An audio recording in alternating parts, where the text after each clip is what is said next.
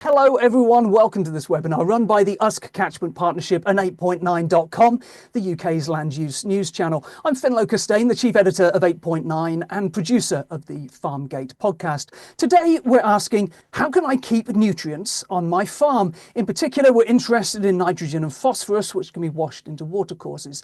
These nutrients are of course valuable because they help farmers to grow food, but nutrient overloading can reduce soil health and cause river pollution. So how can farmers get the balance right on their land, and how can they take action to reduce nutrient overloading and water pollution?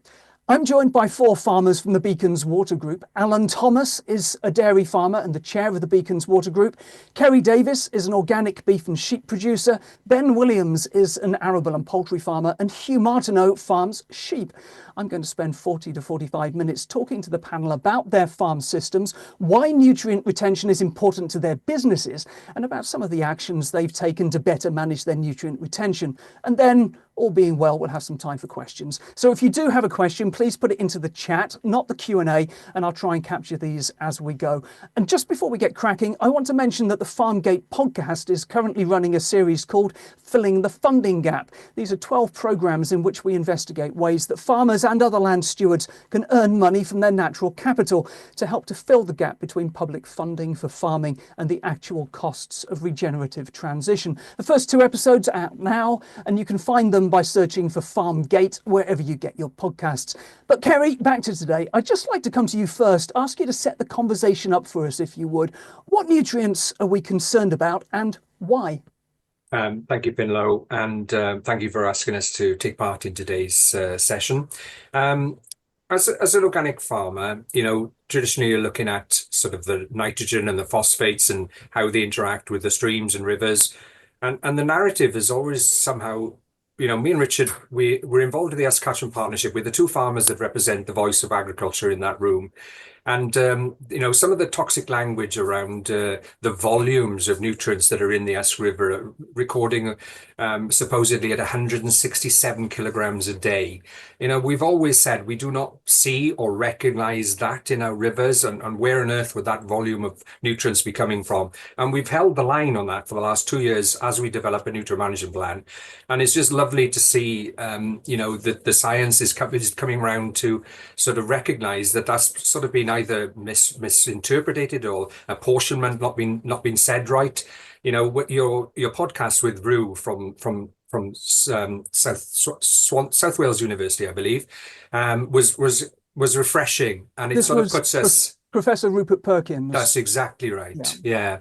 And it sort of reinforces Richard's and I view that agriculture has a role in this, but it isn't the villain that has been deemed, So I think this, to set the scene today, is to understand what we're doing on farm, simple measures, and the language of choice for us as farmers is, we're not telling other farmers, as we try and embrace the change of mindset, is to say, you've got to clean your rivers up. What we say is keep your nutrients on farm, make good use of that valuable resource, and do simple practical measures. And we're trying to trial that in the Beacons Water Group. And what Professor Perkins was saying was that it wasn't about any one particular pollutant. It wasn't just about phosphates, which was really where his research started, that it was about a whole range of things. And it wasn't, again, just about the particular synthetics or chemicals. It was also about the impact of climate change and the way that that was changing the function of the river as well. So if people would like to have a look at that, then if you go to the homepage of 8.9.com, which is the number 8, the word point, the number 9.com, that interview with Professor Perkins is still there, and it's 10 minutes of him explaining his research. So thanks so much, Keri, for going into that and just sort of setting the scene for us. I'm going to come back to you to talk about your personal circumstances in just a moment. But first, Alun, dairy is often considered one of the key challenges in terms of nutrient overloading. So could you tell us a bit about your farm system, where your nutrient challenges come from, and why it's important to you that they stay on your farm? Good morning, or just afternoon. Alun Thomas, dairy farmer. We are farming at the top end of the Y catchment in the Llanvi, but we are just over the valley from the Usk River as well. Currently farming about 190 dairy cows with 300 acres of arable, and also all the cattle on farm are finished, going into key pack. We're currently supplying Muller on a direct sales contract and key pack through their farm assurance scheme as well. We have been in the environmental schemes on the farm for the old T-Govel scheme, the glass tier scheme, in which we've been able to get a lot of grants through the glass tier advance and glass tier efficiency when we were first put into the NVZ 6 to 7 years ago now. We were able to cover a lot of yards and extend slurry pits using existing infrastructure to get us up to the 5-month storage, which at the time was quite tricky, but it's much easier than the current system the Welsh Government have got in place at the moment. Currently, we're not in any of the environmental schemes because the type of farm we have here is it just does not make economic sense to do so. So we're quite disappointed that we are not able to be involved, really. Having been for such a long time part of the schemes, they just currently make it not possible for us to be part of it. And Alun, from a business perspective, why is it important for you to keep nutrients on your farm? It's back down to, well, it's back to profitability, really. We've got the storage, we can spread slurry as and when we need it. We soil sample the whole farm every 3 years. So we're currently, everything is all in order. We're not running any high phosphates on any fields. The slurry storage is the infrastructure which you need basically to keep the rainwater out. So you've just got enough storage to carry you through the trickier times, really. We have access to a weather station, which we've had through the Beacons Water Group on farm. And we do take notice of the soil temperatures. Currently today, we can spread today, but they're not great. But equally, we could have spread a lot more in the autumn. Soil temperatures up at 10 to 12 degrees when the close period started. So I think we need to make a little bit more use of data rather than the date system, just to help farmers get the best out of the nutrients they have on farm. Thanks very much. We're going to talk a bit more about the weather station and the Tui Tui weather app in particular a bit later in the webinar. Ben, you've told me that you're very much a bottom line farmer. I just wonder how that has influenced your decisions around nutrients and why does the way that you work make good business sense? Hello, yeah. I am a bottom line farmer and everything I do is driven by that, because we've got to pay the bills. That's the first thing a farmer's got to do, is pay his bills and provide for a family. And to achieve that, I wanted 20 years ago to take cost out, because what we were selling at the time was at a very low price. That's beef, sheep, and arable products. So I wanted to try and take out the cost of ploughing. To achieve that, you've got to get your soil in good order. You've got to have good soil structure, good soil biology, good earthworm population, and direct drilling is a part of achieving that. But there's all the other things like keeping something green growing, rotation of crops, diversity of plants, that sort of thing, keeping any cultivations to an absolute minimum. And that's what drove me. And it just so happens that having good soil is very good for the water catchment. It's also very good for the climate. But that wasn't initially why I did it. But, I learned in the process that it was good for those things. But as I say, the initial thing was bottom line and trying to make the margins add up at the end of the day. So this for you was about reducing your input costs as far as possible, yes, because that was going to increase your profitability and therefore getting nature to work for you, and soil yes, clearly was part of that. Are you soil sampling on a regular basis too? Oh, yes, always have done. Yes. Yeah, brilliant. Thanks very much, Ben. Hugh, could you tell us a bit about your farm system and what you've done to help you understand as well as manage your nutrient levels? Yeah, hi. So we're a low input system, currently running about 200 breeding ewes. We're farming about 250 acres, so I'm relatively new entrant, so started the sort of farming operation in around 2019. So we're still building up stock numbers, so we still rent out a little bit of ground. We've got some we got 15 cows arriving in the next couple of weeks as well, to try and sort of balance out some of the grazing pressures and to make sure that we've got sort of complementary grazing across the whole farm. So that's kind of the basics of the system. We're running Romney ewes, the idea of lambing in outdoors in April. We've finished all the lambs on farm and off grass. So as I say, we're low input. We don't use any feed or fert at the moment. Or I say we don't use any feed. We use as little feed as we possibly can. There's a little bit of feeding of ewes just in very late pregnancy where necessary, but very, very low input. And we're trying to sort of operate a system where our stocking densities are matched to our winter carrying capacity, so that we're effectively utilising the nutrients on farm and within the farm boundary as much as possible.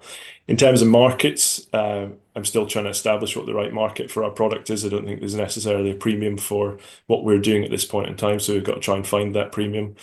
So that's sort of part of the job that I've got over the next year or two. In terms of keeping nutrients on farm, it's been a learning process.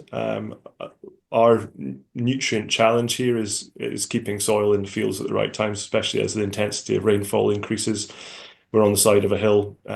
We run down to Langorse Lake on the other side of the lake from Alun. And the challenge is actually just keeping soil in the fields at the right times. And I think historically there's probably been a bit of overgrazing of certain parts of the farm, which has led to, in high intensity rainfall, we see red soils coming off the ground.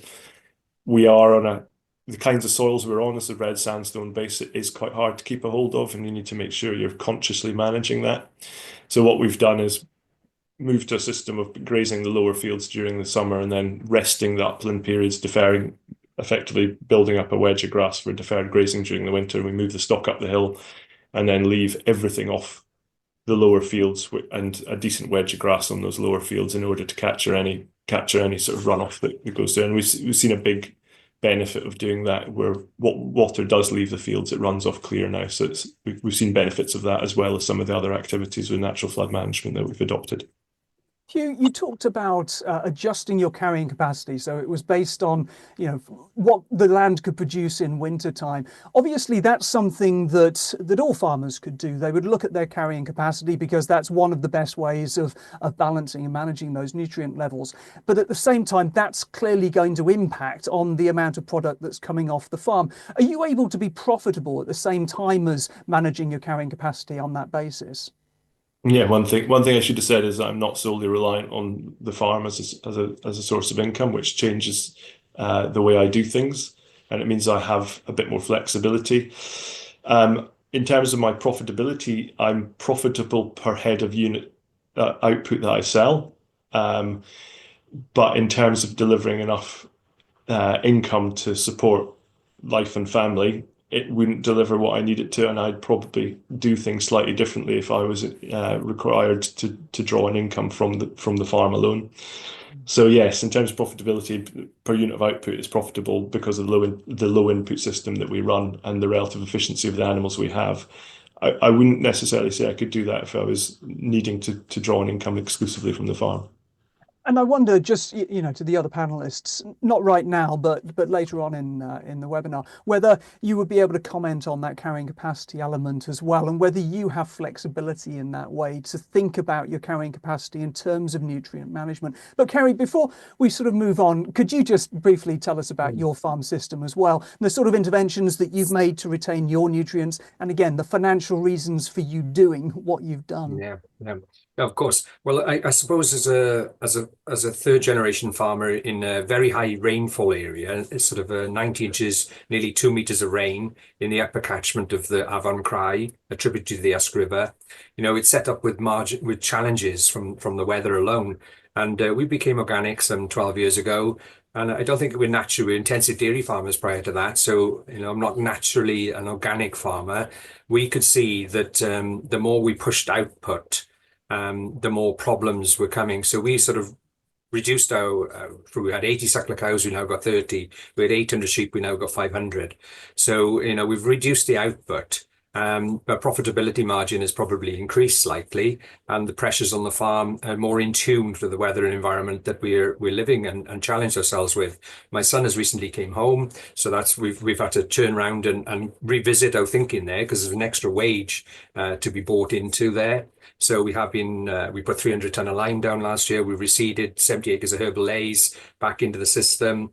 So these are come at more expense, but because I think we've diversified, as Hugh has, into tourism mainly, that gives us freedom of choice of when to turn an investment back into the farm and when to draw income to create diverse income. But from a nutrients point of view, what we've done on the farm is working with IBERs, identifying through trial plots which type of grass can get more water to travel through the sward, and red clover and white clover are coming clear winners on that. Some 60% more rainfall is traveling through. We've done 80 NFM installations. We've actually been working with sulfur, with Origin fertilizer, trying to increase the nodule size so that we can fix more nitrogen through our red clover lays. That's proving to be quite a smart concept. And yeah, the weather stations and a bespoke nutrient management plan, really. And I'm interested in the way that you talked about when you first started, when you were a dairy farmer, that your profitability has increased since you changed and went organic and went into beef and sheep instead. And I wonder if you can just reflect on why that might be, Keri, whether it's that when you started out, there was an assumption that you could just farm in a particular way, that was what was needed, it was what was common in your sort of geographical area, and that it was the process of business planning that made you profitable, or whether that's an accident. Yeah, well, I guess we're going all the way back really to when the headage payments were moved into historical value from a Welsh Government point of view on entitlements. And, we were renting an awful lot of ground, and we pulled all the rented ground, pulled all the entitlements. So we had an extremely strong entitlement on the farm. So really we were making, considerable income from our entitlements, which allowed us the freedom of choice to experiment. And this is what we have discovered. Me and Alun talked about this in a meeting the other day. Asking a business to adopt change for the environment and natural capital when they're not existingly profitable is extremely risky. And I don't think many farmers could rely on maybe the bank manager thinking that was a smart move. So we say all the time, to have a small family farm relatively sustainably profitable gives you more freedom of choice, and maybe you can experiment with trying to do things slightly different. And I think that's an incredibly valuable point to make. Yeah. Yeah, so profitability, whatever the farm is, whatever kind of system it's running, is incredibly important. And, it's that old adage, isn't it? You can't go green if you're in the red. So no. It's about making the business case in the first instance that it's possible to do what's necessary in terms of the environment at the same time as being able to make enough money to earn a living from the land. Hugh, you talked briefly in the past with me about the way in which managing nutrient runoff is primarily about managing rainfall. What should farmers starting down this road be looking to do first in terms of that managing rainfall? So specific to the farm here, we had issues with waters channeling into certain areas and carrying quite a bit of soil with them in the high intensity rainfall events. Is also causing problems and flood risk to properties further down the hill. So there's an additional motivation there as well. So we worked with people that knew quite a lot about natural flood management, and we took some advice in terms of where the water was originating, how we could divert it into multiple different courses of sort of diffuse the water, if you like, coming off the hill through multiple streams, how we could catch it into ponds and scrapes, and then putting woody biomass into the streams to slow the water and catch the sediment. So the natural flood management interventions that we've made have made a significant difference at very, very low cost. And it's actually been amazing just to see the difference it has made in terms of the water that does leave the farm coming off clear rather than coming off red. And to the point where locals and people who live in the area have said, "What have you done?" Because we're seeing a big difference in the amount of water and the colour of the water coming off the farm, which is a really positive thing. So that's about the pollution that's going into the river, but also the volume of water that's going into the river. So there's a real sort of flood benefit there as well. And it sounds like the interventions that you've made there, the main cost, I'm guessing, really is time and a bit of diesel. Yeah, that's it, and a little bit of advice as well, just to make sure it's being done appropriately in the right places.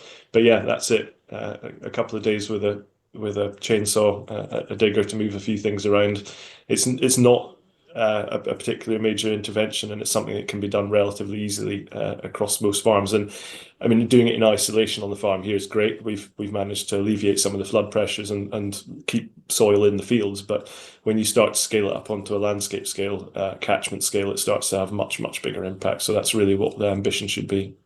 And obviously, you know, for farmers who are spending time doing that kind of thing, Hugh, there is a need for that time to be paid for.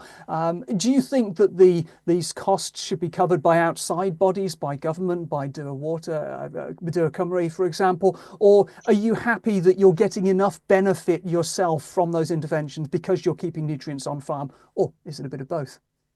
I think there's definitely a bit of both. I think there's different strands to it. There's engagement and knowledge transfer is important and requires catalyst funding to actually do that. I wouldn't necessarily have known the right things to do if there wasn't somebody guiding me in the right direction. So that has to be paid for. There's also time investment for farmers to actually go out and actually think about what the right interventions would be and what's going to work for them. I think undoubtedly there's a degree of catalyst funding that's required for that type of activity to cover time investment in learning and understanding what the benefits would be. So I don't think we can expect it to happen naturally without some degree of incentivization through funding. Thank you. Alun, just talk to me, would you, about some of the interventions that you've made on your farm? And I'm thinking here about nature-based infrastructure as well as sort of concrete infrastructure. Yes, we did. We start with the concrete infrastructure was done through the glacier schemes several years ago because we were in the NVZ and we were high on the radar because 3% of Wales was in NVZ and we were in the 3%. So we had to sort of manage our farm with the arable land and everything to keep the nitrogen load in below the 170 because they were quite keen on us. They had less places to look at then. So that's all been sort of done in the system as we've sort of developed the farm. So that's why the stock numbers are where they are, and the arable properties where they are, because we can move the nutrients around the farm to keep everything on the level. But like the nature-based things we've done, we use the hydrological flow mapping, which we've done for the Beacons Water Group.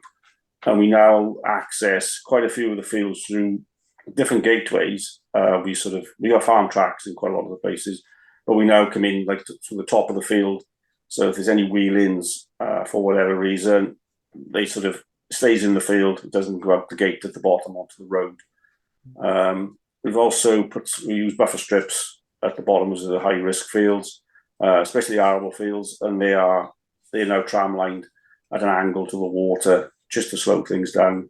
Just talk to me about what you mean by buffer strip. Is that a sort of earth bunds and hedges, that sort of thing?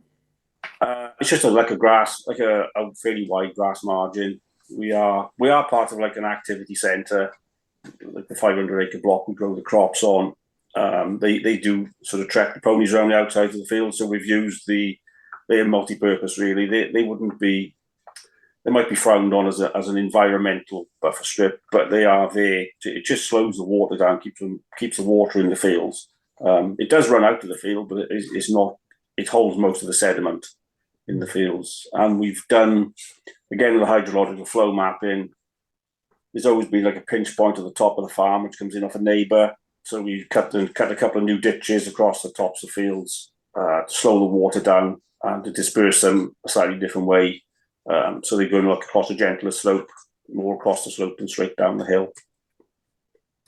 Alun, I'm just listening to the things that all of you are saying, and obviously you're all taking this very seriously, and you've done an awful lot of stuff over the course of the last few years, or in some cases, a couple of decades. I'm just wondering how common the work that you're doing on farm is amongst other farmers in your area. Is everybody doing something, and is it just that some people are doing an awful lot more, or are there things that you really need a lot more farmers to be doing a little bit of?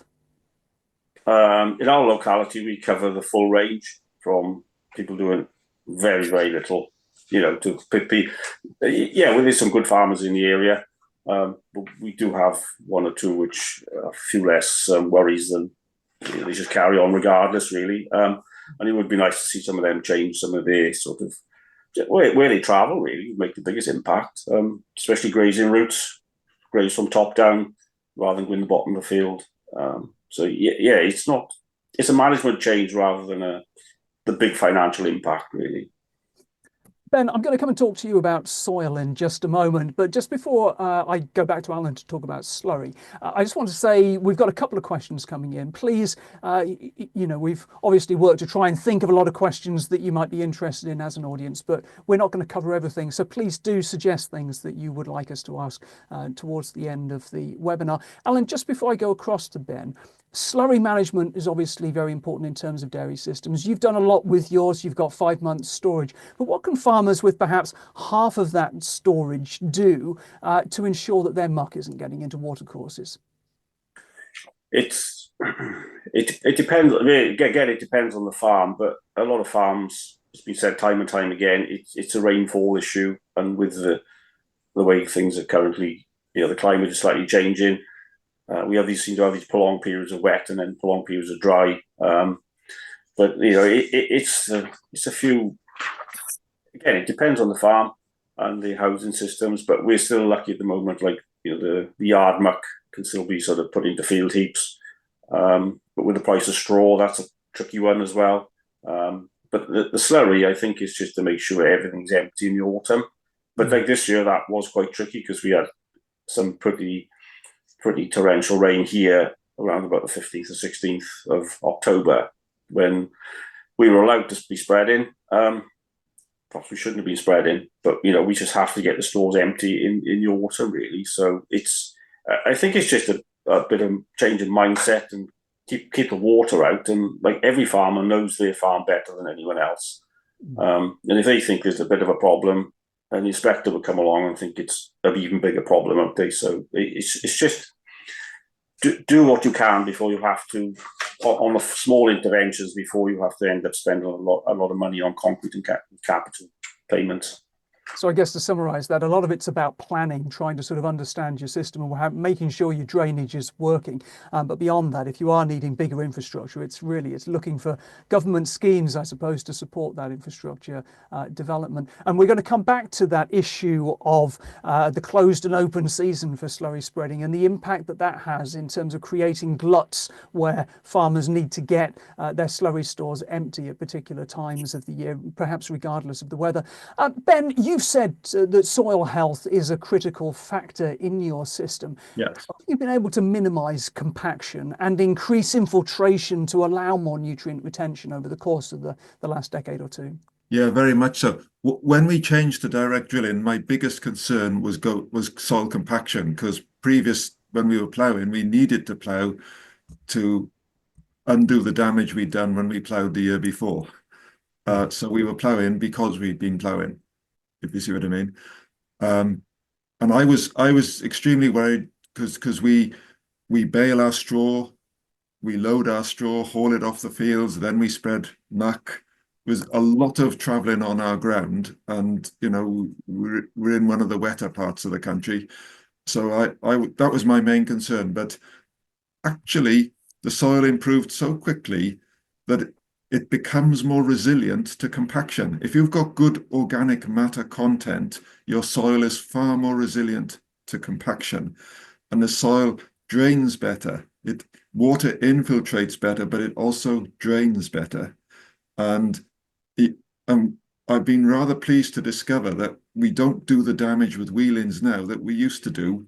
when the soil was so much more tender, having been ploughed and cultivated. So that was a nice thing to find out, really. So better water infiltration, increased organic matter. If you can increase the organic matter by 1%, you will increase your water retention by 250,000 litres a hectare. So imagine 250 cubies placed on a hectare. That's the amount of water that you're storing in the ground, which can be a great asset when you run into a dry period in the summer. Now, over the last 10 years, we've measured a 2% increase in organic matter in our soils. So hopefully we're deriving some benefit from that. Also, it makes the soil far more resilient to extremes of weather. I just mentioned you got more water retention in a dry time, but it does tend to stick together better in a very wet time. I can't say we've had absolutely zero runoff this winter, because we've had 3 or 4 extremely wet weekends, and there has been a little bit of surface soil movement. And you can just see where the surface of the soil has panned a little bit, where the little bit of silt has moved around. But also, if we get a week or 10 days of dry weather, I can see the earthworms poking up through that, breaking through that pan, and already rectifying the problem. Brilliant. So I wonder, Ben, if you could just talk us through because I know that you're using chickens, for example, to follow in the system. So if you could just talk us sort of briefly through your rotation in terms of building up that soil organic matter. And also, I wonder if you have a sense of your plant rooting depth these days. Rotation, we're half arable, half grass, and half of the grass is permanent pasture. We have some steep, awkward fields that are not suitable for arable at all. For the last 30 years, we've been operating on a 10-year rotation, which is 5 years arable, 5 years grass and clover.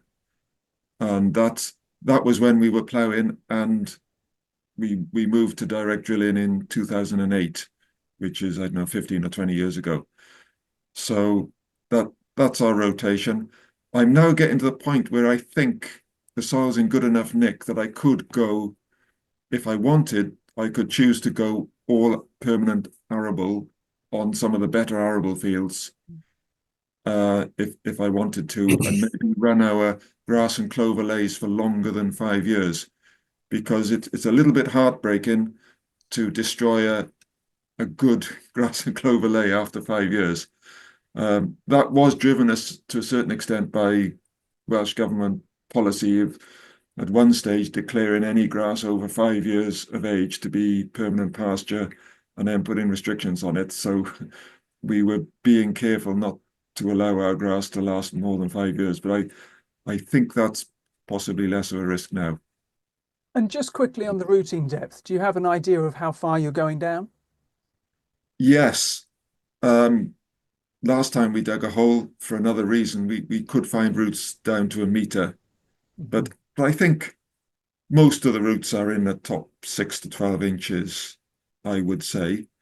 But I was on a webinar recently with Dr. Becky Wilson, and she was quite adamant that when you're sequestering carbon into the soil, building up organic matter, stronger roots from stronger plants will go deeper, and you will put root exudates deeper into the soil. And her trials have shown carbon increasing down to 30 centimeters or even deeper than that. Yeah, to a lesser extent. Most of it is going into the top 6 inches, really, but to some extent it is going deeper, which is what I'd like to achieve, really. Thanks, Ben. Yeah, absolutely. It's really important when you're measuring carbon to measure beyond that 30 centimetre threshold, because over time, as more and more work is being done to store that carbon, it will go down much deeper. Keri, I just want to talk briefly, just from an audience perspective, we've got about another 10 minutes or so before I come over to you for your questions. But Keri, I want to talk briefly about the innovative TUI weather app by colleague Cigar, which the Beacons Water Group's been trialling. How do slurry spreading rules currently affect nutrient loading on farms? And how does the app allow you to do things differently? And then finally, I guess on that, where are we in terms of policy and tech development? Yeah, well, I'll probably start with the other way around. You know, it was good for me and Richard to been able to ask to represent Beacons Water Group, to showcase a new type of thinking. Instead of having the closed period, having earned recognition, these weather day stations dotted around different localities. They'll easily serve over 100 farms with the same weather station. And it's free to use. It's accurate. It gives you your focus in advance. It gives you a soil temperature. It tells you where the plant can use the nutrients. It's either green or red. It's very simplistic to use. But you know, when they use such a blunt instrument, as all Wales closed, is always going to end up with tragedy, really. All that slurry, all being able to go on bad conditions because the calendar said it was a good call. So I'm hoping there's a change in heart, I think, at Welsh Government. I think we've got a new direction. They're more in listening mode, which is great to see and hear. And we can only hope, really, that the weather app and the way the farmers interact with it will start to change the narrative around earned recognition and taking control and using these nutrients more effectively when the plant can take them up. So just to be clear on that, with the open and the closed season, just before the season closes, we have this situation where a lot of farmers are wanting to empty their slurry stores, and then they build up again during the closed season, which then creates that glut. But with the app, you're not having an open and closed season. What instead, you have an app that's allowing you to work with your soil testing with what you think is appropriate to get the slurry out onto the fields. But the app then tells you whether it's a good or bad idea based on the weather that's coming. So in that way, it's something that you're able to do year round. Well, and going on from that when I record muck spreading, you know, I go on it. It says it's green. I press the app so it records the product of muck spreading. And when we do a bespoke nutrient management plan, we can access that data back. We can record against it and say what was the soil temperature, what was the weather, so we can get access to that information to put it into our nutrient management plan, and that then gets peer-to-peer reviewed amongst ourselves before we say that we've actually adhered to the rules ourselves, you know. So that's, you know, evidencing that, and it can stand up to criticism. And we've just recently had an inquiry from the National Park asking, can we access your wind speeds in interest? Could small family farms start to embrace renewable small wind turbines for energy, you know? So again, bringing that cash diversification that allows you to experiment with natural capital, if you like, you know.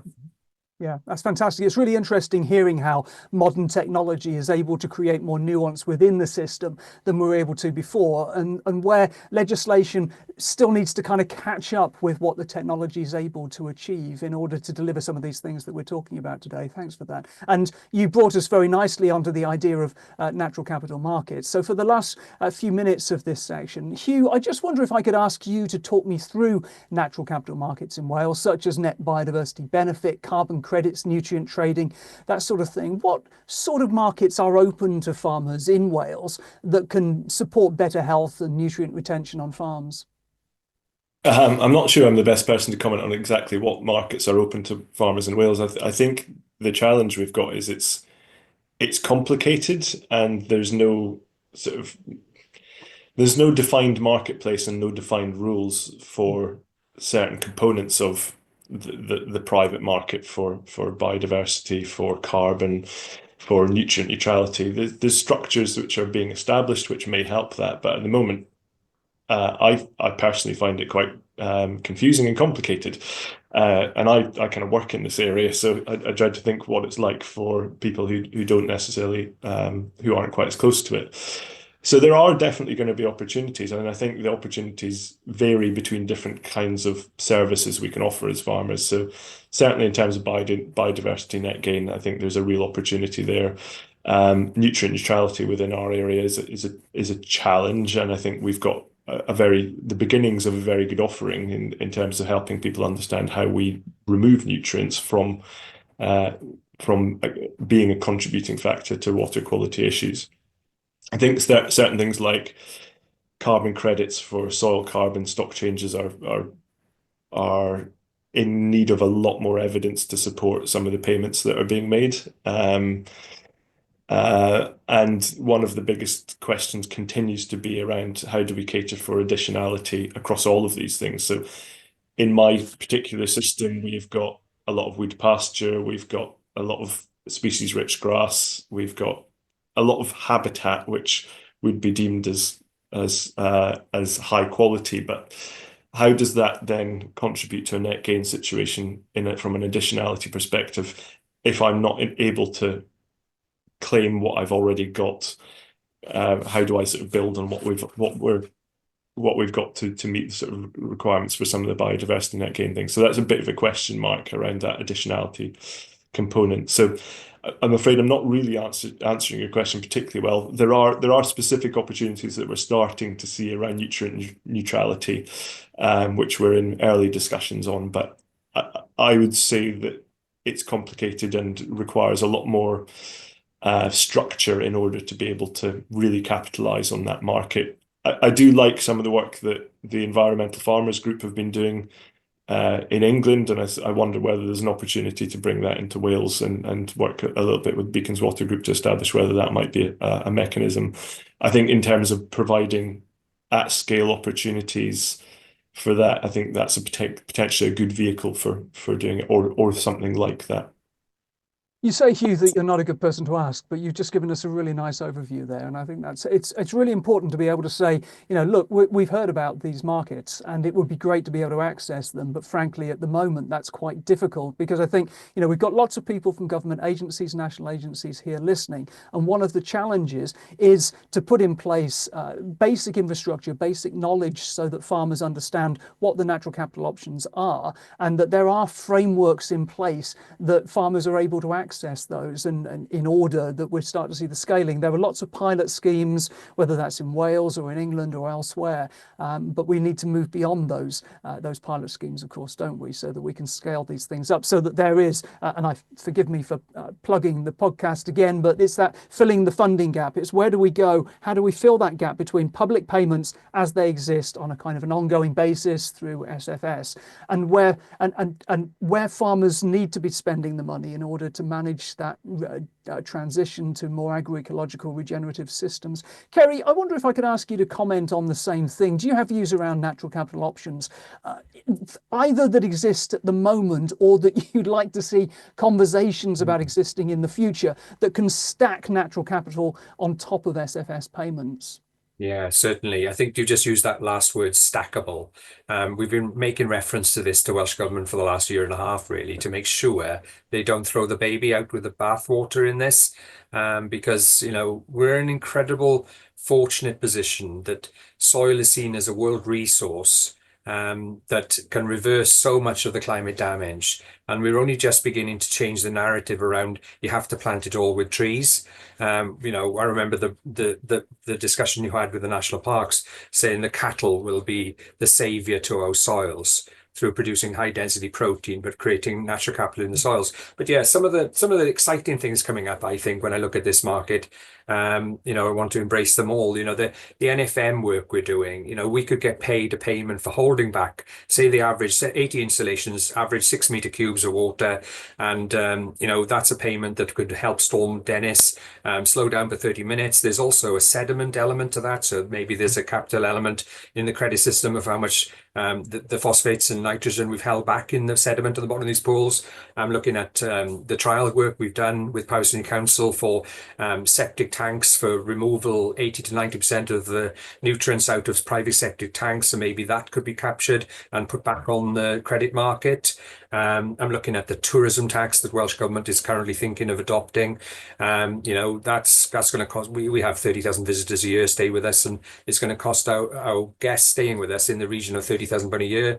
to call it a tourism tax is almost a very negative thing to come to Wales with. Why don't we capture that in the Usk Catchment Partnership, 290,000 acres, and we call that a nature credit tax? And customers can choose out of 3 to 5 options of whether they want to plant trees, whether they want to do NFM work, and embrace the change. That they would love to take part in that journey. So can we not talk about the narrative about taxing the hell out of Wales, but let's create the green environment we're so proud of, you know? Yeah. I'm also just quickly, my head is just talking to the last one, really. I think from the work we've done with IBERS looking at infiltration, I think we're in an extremely privileged position to be able to affect change on water infiltration by removing some of the stock during the winter, building bigger covers, 21-day rotational grazing platforms, but also really getting rewarded for that practice change, which means the sheep aren't on those traditional fields, we're slopey, high-risk fields. And there's a payment attached to that you can actually pay for holding with evidence a lot more water in your soils. And then maybe even when the Brecon and Usk canal need to abstract water, maybe we've held enough water in our reserves that we can quantify that in the future and maybe sell it back to the canal trust to be able to extract water because we've stored more water in the ground during the year, you know. So I think it's an incredibly exciting time. Yeah. Keri, I think you mentioned the idea of nutrient trading, but if you could just flesh that out slightly more in terms of, you know, are there conversations about nutrient trading taking place, for example, like the pool catchment around there, where dairy farmers in particular are able to trade between each other if they've got a lot of nutrients going onto the farm, potentially coming off the farm, and others who don't. Are there any trading relationships being discussed currently? Yeah, from an organic perspective, you know, we've raised this question, could we share some of the habitats within each other to retain the organic sector as a trading partner? And, we discussed this with Alun, really, that, you know, he was saying it's so frustrating that he can't take part in the subsidy schemes. And we really don't want to lose him. You know, he's a high production system and a great person in our group. So, you know, I have 38% habitat on my ground. I only need 10% in Welsh Government's eyes. Wouldn't it be great if I could collaborate and share those resources with Alun, providing the natural capital is of a benefit, and working as such a group as this Speakers Water Group do, we could evidence that actually it's a betterment by giving Alun some of my habitat. I need 2% trees from somewhere, and then we all work to a greater good in natural capital. Fantastic. We've got a couple of questions, only a couple or so. So I'm just going to ask this final question to Ben before we do go to questions, which is, if farmers are watching this, and hopefully, you know, a lot will, particularly when it's on YouTube and we're sharing this around, if they're watching it, they're already thinking about what more they can do to retain their nutrients. What would you say to them to make them take that important first step? It's great for your business. It's great for your bottom line. If you can improve your soil, you can reduce your inputs and grow healthier crops.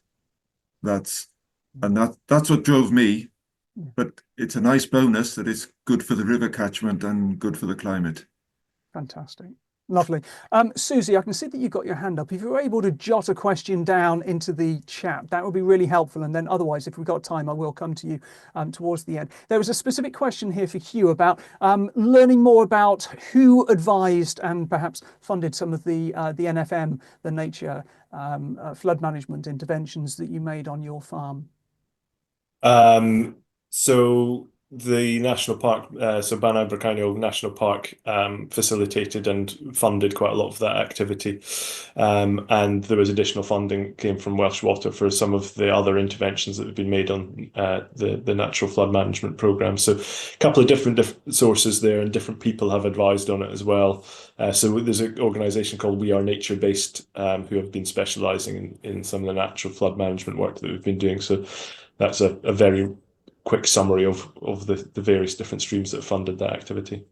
Yeah, and Tom Johnson, who is sort of runs We Are Nature Based, was one of the guests on the first of our Filling the Funding Gap podcasts as well. So if you go to the Farmgate channel, you'll find that just, I think, 1 or 2 programs back with Tom Johnston there, if people want to hear a bit more from him. There's a question here as well about... It was great having Tom on farm, actually, doing the direction on a lot of those activities. So yeah, no, I highly recommend that. is a fount of information, and of course he was working at Banau Brychaniog until relatively recently. Unfortunately, now he's gone to Natural England, but I'm sure he's doing good work there as well. There's a question: how can the agri-industry help us to get more accurate picture of the apportionment from their businesses of the nutrient levels? I wonder if anyone would like to take that in terms of an understanding of how much farms are responsible for the nutrient loading, whether we have any evidence for that, and where else that nutrient loading might be coming from. Keri, would you pick that one up just briefly? Certainly. So part of the Usk Catchment Partnership is to try and give a roadmap to the loading on the river and where it's coming from. So there's quite a lot of research gone in there, and we've been very fortunate to pick up some of the citizen science data of 60 volunteers out and about testing the rivers on regular instances. So that data has been moduled back into a roadmap. And from what I can gather, NRW are about to launch a new level of science around the latest results around some of this. And from what I can gather through the grapevine, I haven't seen it myself, is that there's been a huge improvement there. And what we need to turn the dial on this. Rue and his statement about keeping rivers cool, and climate change and red water events. These are the things that we need the conversations to switch to. The Catskills were keeping their rivers cool. This algal bloom that creates the media sensations, it's a warming of our rivers and it's a low flow. So, by introducing measures to improve the runoff from our farm and high water events, improving the low water because we've got bigger ground reserves, and getting more shade and shelter, Stump Up for Trees, massive organisation, doing great job, planting 1 million trees in and around the national park. We need to embrace that model. And this is where we start to win hearts and minds. Instead of bashing our industry, work with us. Let's find the solutions together, really. So on that point, the work that you're doing at the Beacons Water Group, of course, there's fantastic stuff going on. We've heard an awful lot about it. How do we get other farmers on side? Well, we've again, through the national park, it's Welsh Government funding really that has been asked to create a roadmap of success of what the early adoptions of working together in the Beacons Water Group. So we all held each of us held an open day on our farm during the summer, and 6 events with 164 farmers attended, and it culminated on the last with our chair Alun and 33 farmers fully engaged in the room, not an NGO in sight, and desperate to work alongside the thinking that we've adopted. We had a really informative, engaging speaker, Regen Ben, and he introduced us to a new narrative of nutrient availability plan, really, based on a £180 soil sample, understanding those soils are full of nutrients. You just need to be able to unlock them to the plant, i.e. lime, gypsum, changing the narrative again, So we feel as if there's a lot of attention on us as well, I think, and it's up to us really to be able to manage expectations and making sure that as a small group of farmers, we don't overburden our journey of trying to get the message out. I think people will come, and it's just us being able to manage the expectations. So we're quite hopeful for that, really. So part of it's about helping more farmers to understand that it makes good business sense, and part of it's about being able to create and unlock public funding or natural capital funding to achieve these, I suppose, so that there is that bottom line. There's a question here, and I hesitate to ask it, but around SFS and the idea of whether whether you're looking forward to the FSS coming in, the Sustainable Farming Scheme, and whether you think that will help to shift the dial, but also whether you're sort of holding out for a higher tier part of the SFS in the future. Who wants to take that? Otherwise, I'm just going to point I'll take that one. I thought you might. It's a bit of a gripe of mine, to be honest. Our sort of farm, we can quite easily get to all the later points because the way we farm, we like dairy assured, beef assured, crop assured, fully NVZ compliant because we're in the zone. But we will, between the sort of like type of land we've got and how we farm, we are not going to be able to engage in the 10%, the 10%. I feel quite disappointed, really, that having talked to Welsh Government, they're aiming at trying to engage every farmer in the scheme. And like we all know, there's farmers which will follow follow the innovation and go for it without any hesitation. There's an awful lot of farmers in the middle, which sort of wavering and just waiting to see. And equally, there's quite a number of farmers at the other end, which you won't get them to engage. Well, you won't get them to engage full stop. We found that out during our 6 meetings we've had through the year. If you can target the people in the middle, the ones who are going to waver slightly, there's massive impact to be made with them, because currently farmers are feeling a little bit downtrodden, to be honest, with Welsh Government, between various things. The new scheme going forward doesn't offer them the sort of the outlook they want. Then there's nothing in it. They don't see anything in it for them, So we did a few meetings, and the last one we did was all about soil, nutrient availability. And as Keri alluded to earlier, it was one of the best meetings I've ever been to.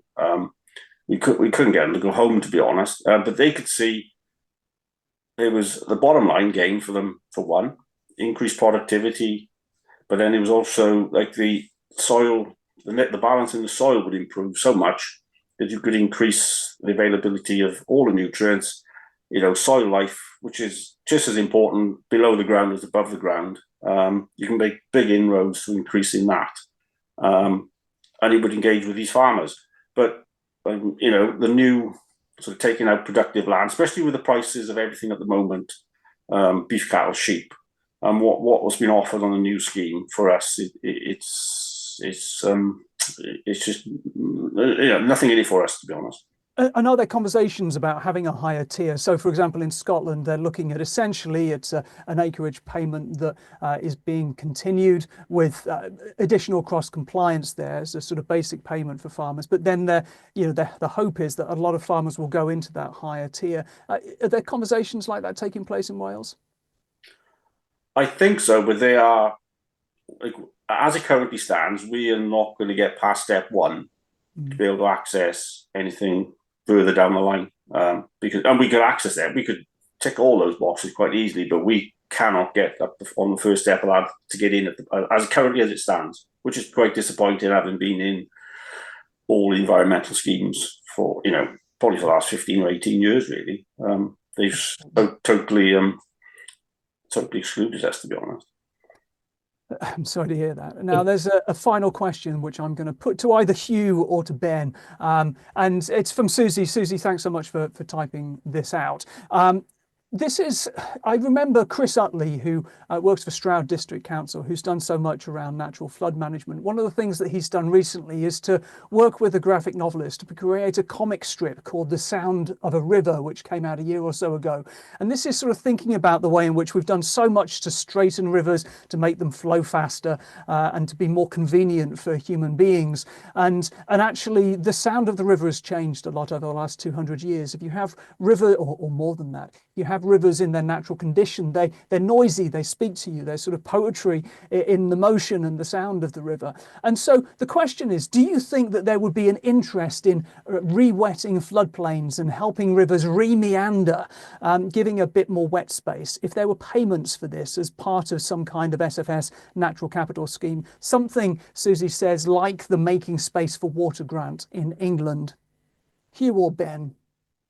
Well, it's a very simple answer. Yes, there is. I see no reason why there would be barriers to doing that in the right places and where it's an appropriate intervention. So it seems like an obvious thing to do. I think one of our biggest challenges where we are specifically in the Wye and Usk catchments is actually some of the climate-related impacts we've got on our watercourses in terms of flow rates being much higher and much lower than they have been historically. And anything we can do to try and alleviate that particular problem would be really useful, and some of that sort of intervention I think would be very appropriate. Thank you. Ben, any final thoughts? Well, I agree with Hugh on that. Usk and Wye, not a huge amount of floodplain, is mainly going down fairly narrow valleys. I'm not on the floodplain, so I can't speak for others. But I agree with Hugh. If there's compensation involved for doing the right thing, people are probably going to be happy to go along with it. And we all want to get things back to working as naturally as possible, really. Fantastic. Thank you so much. Thanks, everyone. Thanks for those questions. That's it, though. That is essentially all we have time for. So I'd like to thank the Usk Catchment Partnership for their support in running this webinar. And of course, I'd like to thank on all of our behalf, our farmer panel, Alun Thomas, Chair of the Beacons Water Group, Keri Davies, Ben Williams and Hugh Martineau. This panel conversation will be available on YouTube from tomorrow. And so you can watch it with your families. And do take a moment, please, to check out 8.9.com, the UK's land use news channel. As I've said before, that's the number 8, the word point, the number 9.com. And please do look out for Farmgate's Filling the Funding Gap series. Just search for Farmgate wherever you get your podcasts. Last but not least, thank you to you all who've joined us this Thursday lunchtime. We really appreciate you making the time to be here. I've been ffinlo Costain. Bye for now.